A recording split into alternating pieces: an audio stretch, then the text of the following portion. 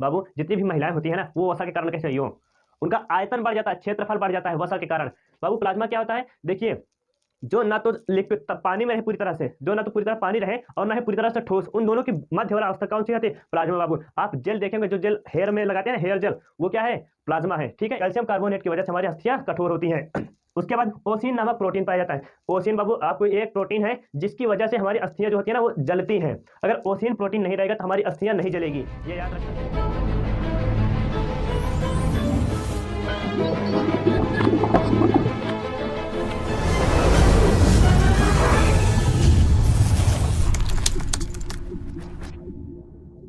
जय हिंद फ्रेंड्स, एक बार फिर से हमारे यूट्यूब चैनल पीएसएस क्लासेज में आपका स्वागत है। इस बार हम आपके लिए जो मोस्ट इंपॉर्टेंट वीडियो लेकर आए हैं वो है हमारा संयोजी ऊतक पर। इसके पहले वाला वीडियो आपको लेकर आए थे उपकला ऊतक पर। उपकला ऊतक के बारे में जितने भी प्रश्न हो सकते थे सारे प्रश्नों को हम इन्वॉल्व किए हैं उसी वाले वीडियो में, और आपको एक एक पॉइंट करके सारे नोट्स भी करा दिए थे। इस वाले वीडियो में हम आपको बताएंगे संयोजी ऊतक, लेकिन इसको स्टार्ट करने से पहले उसका थोड़ा सा हम रिवीजन कर लेते हैं ताकि वो भी हमारे माइंड में सर्कल करता रहे, मतलब घूमता रहे। ठीक है, ताकि वो हमें भूल ही ना पाए हैं।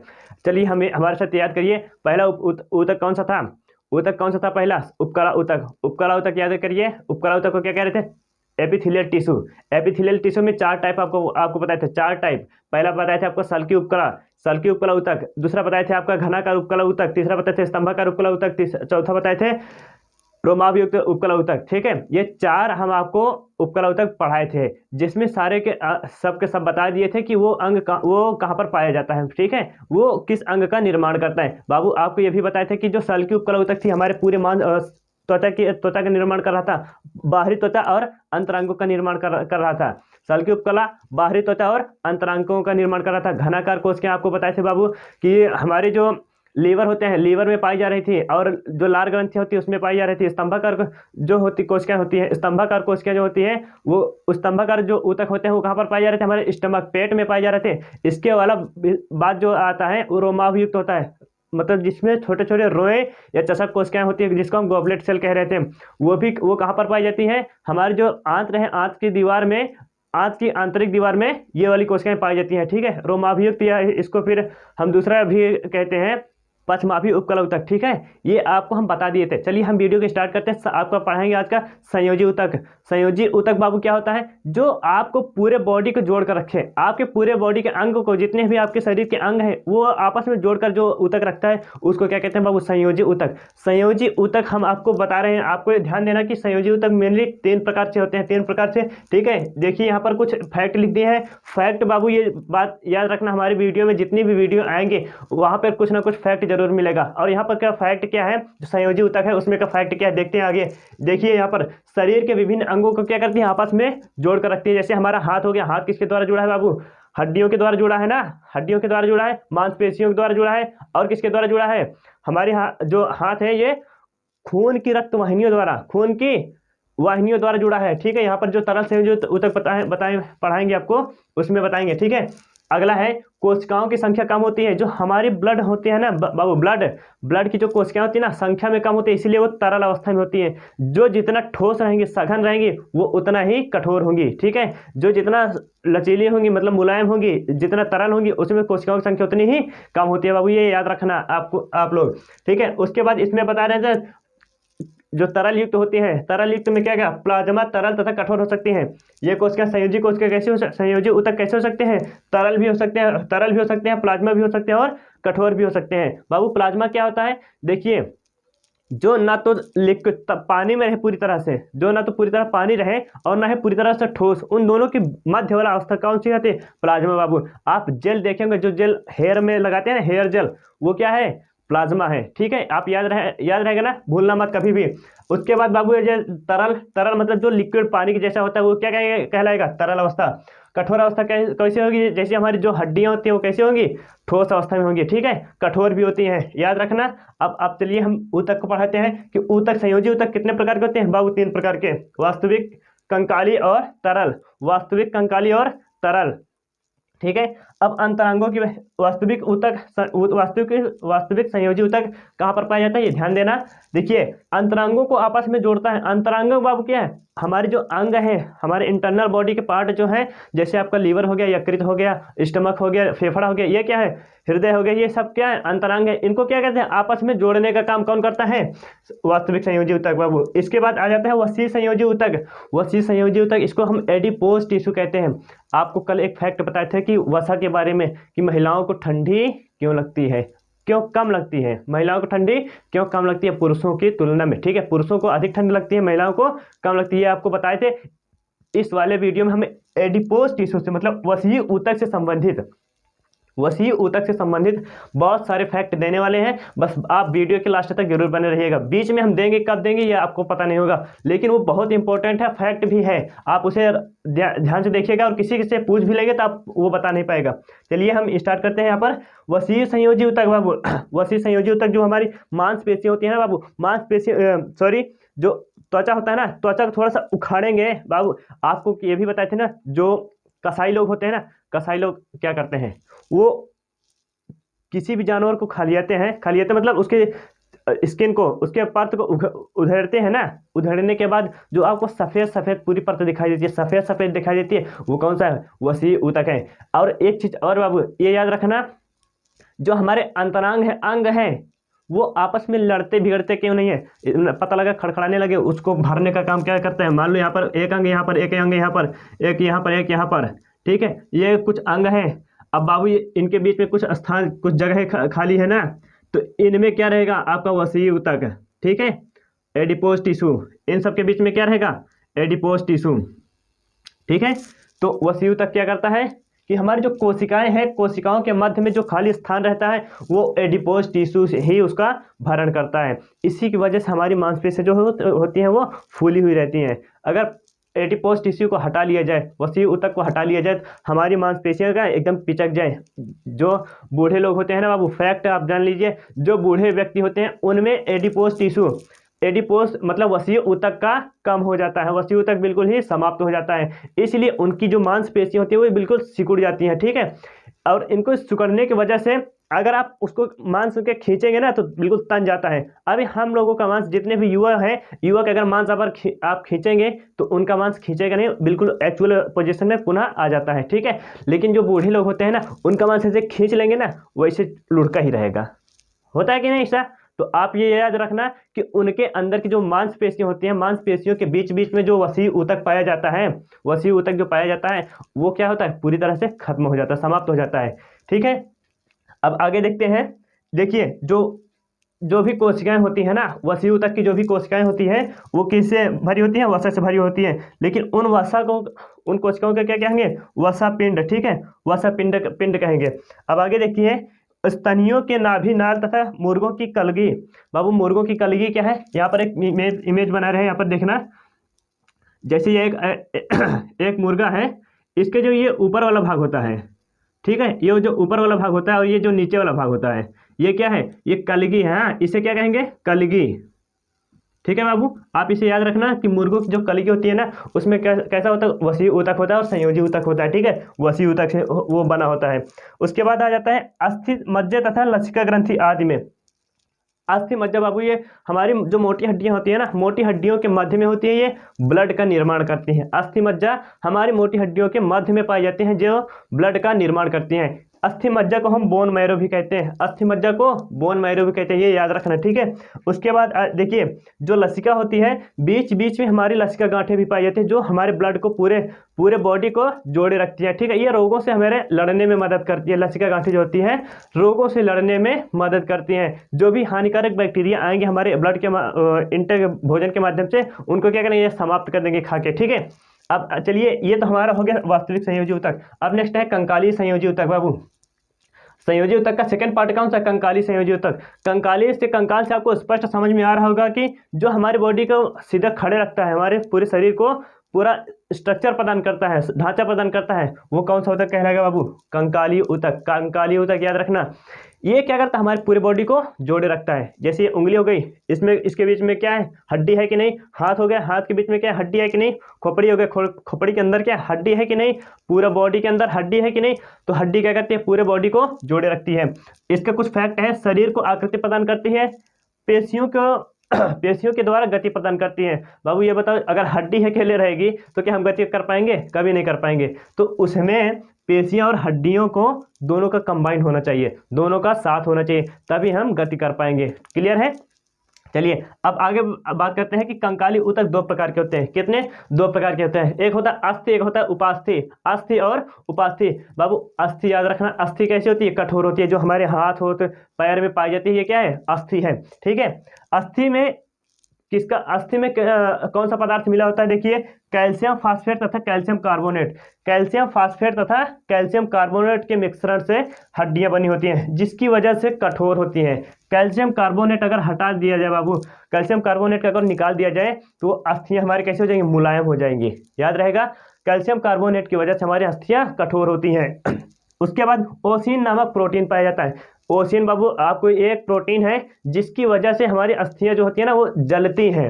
अगर ओसिन प्रोटीन नहीं रहेगा तो हमारी अस्थियां नहीं जलेगी, ये याद रखना। ठीक है। उसके बाद आ जाता है उपास्थि। ये अस्थि हो गया, कठोर होती है। कैल्शियम फास्फेट तथा कैल्शियम कार्बोनेट पाई जाती है, और ओसिन नामक प्रोटीन भी पाया जाता है। ठीक है। अगला है उपास्थि। उपास्थि को हम इंग्लिश में कार्टिलेज कहते हैं। उपास्थि को कार्टिलेज कहते हैं, ये याद रखना, उपास्थि को कार्टिलेज कहते हैं। ये कैसी होती है, मुलायम होती है। अस्थि दो प्रकार के, एक कठोर एक मुलायम। ठीक है। अस्थि उपास्थि। उपास्थि कैसी होती है, मुलायम होती है। ठीक है। उसके बाद अगला है केवल कैल्शियम फास्फेट पाया जाता है। इसमें क्या क्या पाया जाता है, केवल कैल्शियम फास्फेट पाया जाता है, जिसकी वजह से ये मुलायम होती है। हमारे जैसे कान की जो हड्डी है ना, कान की हड्डी, इसमें 3 हड्डी पाई जाती है। कान की हड्डी में 3 हड्डी पाई जाती है। ये कैसी होती है, मुलायम होती है, एकदम बिल्कुल लचीली होती है ना। तो इसमें क्या क्या पाया जाएगा, उपास्थि पाई जाएगी। ठीक है। अब इसमें देखो कौन सा प्रोटीन पाया जाता है, कॉन्ड्रिन प्रोटीन पाया जाता है तथा शर्करा का मिश्रण होता है। कॉन्ड्रिन प्रोटीन ये होता है, अस्थियों में पाया जाता है। ये शर्करा, इसमें शर्करा का भी मिश्रण होता है। ठीक है। उसके बाद बात करते हैं कि पाया कहाँ कहाँ जाएगा, हमारी कान में, जो गला है हमारे श्वास नली में, गले में, श्वास नली में, नाक में, ये सब जगह पर पाया जाता है। ठीक है। तो आप ये कंकाली संयोजी ऊतक समझ में आया। अब चलते हैं नेक्स्ट पार्ट पर, जो तरल संयोजी ऊतक है। बाबू जैसे कि नाम से समझ में आ रहा है कि तरल है, कैसा है, तरल है। तरल मतलब लिक्विड है। तो लिक्विड में ये बाबू बताओ आप कि सिर्फ लिक्विड में एक ही तो ऐसा पदार्थ है, एक ही तो ऐसा तत्व है जो हमारी बॉडी में पाया जा रहा है, एक ही है ना। उसे क्या कहते हैं, ब्लड कहते हैं, रुधिर कहते हैं। अब देखो ये तरल संयोजी ऊतक कैसा रहेगा, तरल या द्रवित अवस्था में रहेगा, तरल या द्रवित अवस्था में रहेगा। इसमें रुधिर मुख्यतः अहम रोल निभाता है। ठीक है। ये जीवन का आधार है। ब्लड क्या है हमारा, जीवन का आधार। हम ब्लड को निकाल लेंगे तो क्या हमारा जीवन रहेगा, कतई नहीं रहेगा। जितने भी आपको जीव दिखाई देते हैं बाबू, सब में ब्लड रहता है, चाहे वो ट्रांसपेरेंट रहे, मतलब कि चाहे वो रंगहीन रहे या फिर आपका कलर में रहे। ठीक है। तो हमारा ब्लड कैसा होता है, रेड होता है, लाल होता है, ये सबको पता है। उसमें किस कारण ये लाल रहता है, हीमोग्लोबिन के कारण। ठीक है। हीमोग्लोबिन के कारण कैसा रहता है, लाल रहता है। ठीक है। अब ये इसका संगठन, ब्लड का संगठन जो होता है, उसमें क्या क्या पाया जाएगा। एक जो ब्लड होता है हमारे बॉडी में, उसमें कौन कौन से कोशिकाएं पाई जाएंगी। देखिए आरबीसी होती है, डब्ल्यूबीसी होता है, तथा प्लेटलेट्स होती है। बाबू आरबीसी में हीमोग्लोबिन पाया जाएगा, आरबीसी में हीमोग्लोबिन पाया जाएगा। आरबीसी को हम रेड ब्लड कार्पोसेल्स कहते हैं, डब्ल्यूबीसी को व्हाइट ब्लड कार्पोसेल्स, मतलब ये लाल रुधिर कणिकाएं हैं, ये श्वेत रुधिर कणिकाएं। ठीक है। श्वेत रुधिर कणिकाएं हमारे रोगों से सुरक्षा प्रदान करती हैं। जो प्लेटलेट्स होती हैं ये भी हमारे रोगों से सुरक्षा प्रदान करती हैं। जो हानिकारक, हमारे भोजन के माध्यम से हानिकारक जो बैक्टीरिया इंटेक अंदर जाते हैं ना, ये प्लेटलेट्स क्या करेगा, उन बैक्टीरिया को खींचेगा और उन्हें खत्म कर देगा। ठीक है।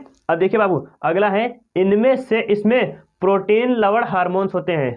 जो हमारा तरल संयोजी ऊतक है, इसमें क्या क्या रहेगा, प्रोटीन रहेगा, लवण रहेगा और हार्मोन्स रहेगा। आपको बाबू ये बताओ, अंतःस्रावी जो ग्रंथियां होती है हमारी, अंतःस्रावी ग्रंथियों में हार्मोन स्रावित होता है, अंतःस्रावी ग्रंथियों में हार्मोन स्रावित होता है। और हार्मोन्स के लिए सबसे महत्वपूर्ण बात यह है कि उन्हें सबसे पहले ब्लड की आवश्यकता होती है। बिना ब्लड के वो लक्ष्य कोशिका तक नहीं पहुंच पाएंगे, ठीक है। टारगेट सेल से जिसको कहते हैं टारगेट सेल तक वो नहीं पहुंच पाएंगी।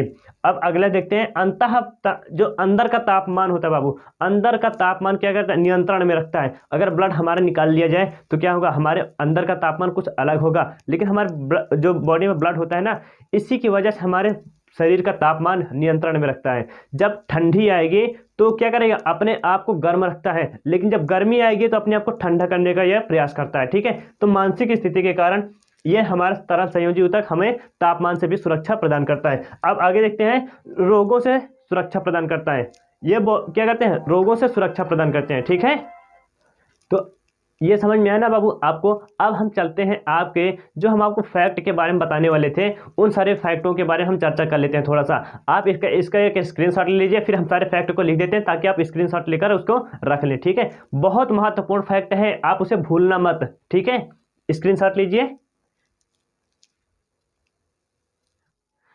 ठीक है बाबू। अब आप लोग थोड़ा ध्यान दीजिएगा इस वाले वीडियो में। हम देखो फैक्ट के बारे में सारे के सारे फैक्ट आपको सामने रख दिए हैं, जितने भी फैक्ट हो सकते हैं वसा के बारे में। कारण क्या है, देखिए अगर आप लोग हमारे वीडियो को देखते हैं तो कुछ ना कुछ और रहना ही चाहिए अदर वाले से। जितने भी अदर आपके बायो के अध्यापक होंगे या फिर बायो के अलग छात्र जितने भी होंगे, उनसे आप ज़्यादा ही फैक्टफुल रहेंगे। कारण क्या है कि हम अपने वीडियो में, यदि आप हमारे वीडियो देख रहे हैं तो सारे के सारे फैक्ट भरी वीडियो हम आपके यूट्यूब चैनल पर अपलोड करते हैं, ठीक है। तो इसमें इस वाले वीडियो में भी हम फैक्ट इसके वसा के बारे में थोड़ा सा फैक्ट लाए हैं और आप इसको थोड़ा सा नोटिस करिएगा। देखिए वसा महिलाओं में अधिक पाया जाता है, पुरुषों में कम पाया जाता है। बाबू जितनी भी महिलाएं होती है ना, वो वसा के कारण कैसे हुई हो, उनका आयतन बढ़ जाता है, क्षेत्रफल बढ़ जाता है वसा के कारण। वो क्या करती हैं, काम कम खाती ज़्यादा है। शादी के बाद जितनी भी महिलाओं को आप देखोगे, अधिकतर महिलाएं क्या होती हैं, फैट ज़्यादा होता है, खाती रहती है, दिन भर ठूसती रहती हैं, लेकिन उनमें क्या वसा का भराव हो जाता है, ठीक है। और उसी के कारण उन्हें ठंड कम लगती है। आपको ये भी एक बात और भी बता देना है, जितने भी ध्रुवीय भालू हैं बाबू, ध्रुवीय भालू जो ध्रुव पर रहते हैं, ध्रुव मतलब जो पृथ्वी का उत्तरी और दक्षिणी दो ध्रुव हैं, तो जो ध्रुवों पर रहते हैं जितने भी भालू, उनमें वसा की लेयर पाई जाती है, जिसकी वजह से उन्हें ठंड कम लगती है, ठीक है। और बड़े बड़े फर पाए जाते हैं, बाल। और उसके बाद अगला है, वसा के कारण महिलाओं को ठंड भी कम लगती है, ये बात बता दी है। बुढ़ापे में वसा के गलने से, जो बुढ़ापा होता है ना बाबू, जो बूढ़े हो जाते हैं, जितने भी बुढ़ौती आ जाती है जब, तो उनके त्वचा में, मांसपेशियों में वसा जितनी रहती है ना, सब गल जाती है। वसा के गलने से उनके मांसपेशियां, त्वचा जितनी है वो सब ढीली ढाली पड़ जाती है। उनका अगर थोड़ा सा उठाओगे तो वो वैसे ही बने रहेगा, जब तक वो ऐसे करेंगे नहीं, जब तक उसको मसलेंगे नहीं, तब तक वो वैसे ही बना रहेगा। कारण क्या है कि वहाँ की जो वसा पाई जा रही थी, वसा जो पाई जा रही थी, वो क्या हो गई, वो सब की सब गल गई है, ठीक है। आगे देखते हैं, हमारे बॉडी को सबसे अधिक ऊर्जा वसा से मिलती है, ठीक है। वसा से सबसे अधिक ऊर्जा मिलती है। और सबसे जल्दी ऊर्जा किससे मिलती है, कार्बोहाइड्रेट से। अगर जल्दी की बात आए तो कार्बोहाइड्रेट देगा, और सबसे अधिक की बात आए तो वसा से सबसे अधिक ऊर्जा प्राप्त होती है, ठीक है। और जो ऊँट होता है ना बाबू, ऊँट के कुबर निकली होती है। कुछ लोगों का कथन होता है, ये मिथ्या है, मतलब वो झूठ है। ऊँट के कुबर में जो होती है ना, वो मांसपेशियां नहीं होती हैं, और ना ही उनका कोई जल का भंडारण होता है, उनमें वसा बहुत ही अधिक हो जाता है। वसा के एकत्रित होने की वजह से उनमें कुबड़ निकल आती है ऊँट में, ठीक है। उसके बाद एक भेड़ आती है, मैरानियो नामक भेड़। मैरानियो नामक भेड़ की जो पूंछ होती है ना, वो मोटी होती है, पूंछ मोटी होती है। यहाँ पर चित्र में आपको दिखाया भी जा रहा है कि मैरानियो जितनी भेड़ है, उनकी पूंछ मोटी होने के कारण उसमें वसा भर जाता है, ठीक है। उसमें वसा भरने के कारण उनकी पूंछ मोटी हो जाती है। अब अगला है, वसा से ही जो जितने भी पुरुष हैं, स्त्रियां हैं, जितने भी बच्चे हैं, वसा के कारण ही उनका जो बढ़िया से गाल निकला हुआ रहता है ना, वसा के कारण ही निकला रहता है। जो एडिपोज टिश्यू है बाबू, एडिपोज टिश्यू आपको जो इस वाले वीडियो हम बताए हैं एडिपोज टिश्यू के बारे में, उसमें क्या रहता है, उसी के कारण ये सुंदर सुंदर गाल, अच्छे अच्छे हाथ पैर, सारे के सब के सब क्या होते हैं, अच्छे दिखाई देते हैं। वसा से, अगर वसा हमारे बॉडी में ना रहे तो बाबू हम सुंदर नहीं, एकदम भद्दे लगेंगे। कुछ लोग पचकल ढचकल रहते हैं, मतलब बिल्कुल पचके रहते हैं, उनमें क्या होता है, वसा ही कम पाई जाती है। ठीक है, तो आशा करते हैं ये वीडियो आपको पसंद आई होगी। तो बाबू इसी के साथ हम चलते हैं नेक्स्ट पार्ट पर, लेकिन उसको वहाँ पर जाने से पहले हम आपको एक बात जरूर बताना चाहेंगे कि ये वीडियो हम पार्ट पार्ट में बना रहे हैं। पहला आपका हम उपकला ऊतक बनाए हैं एपिथेलियल टिश्यू, सेकंड वाला बना दिया है आपका संयोजी ऊतक। ठीक है, संयोजी तो मतलब कनेक्टिंग टिश्यू। इसके बाद वाला वीडियो लेकर आएंगे हम पेशी ऊतक पर। ठीक है, तो वो वाला वीडियो बिल्कुल भी आप देखना ना भूलिएगा, बहुत सारे फैक्ट उसमें भी लेकर आएंगे आपको। पेशी से संबंधित जितनी भी समस्याएं होंगी सब की सब समस्याएं उसमें सॉल्व हो जाएंगी। वैसे भी पेशियों का और जो आपको कंकाल संयोजी ऊतक पढ़ाए हैं इन सब का अलग अलग चैप्टर है, ब्लड का अलग चैप्टर है, हड्डियों के जो है अलग चैप्टर है। इन सभी चैप्टर को चैप्टर वाइज पढ़ेंगे तो बड़ा मजा आएगा पढ़ाने में और आपको पढ़ने में भी। सारे डाउट क्लियर कर देंगे। तो इसी के साथ मिलते हैं बाबू नेक्स्ट वीडियो में, तब तक के लिए जय हिंद जय भारत।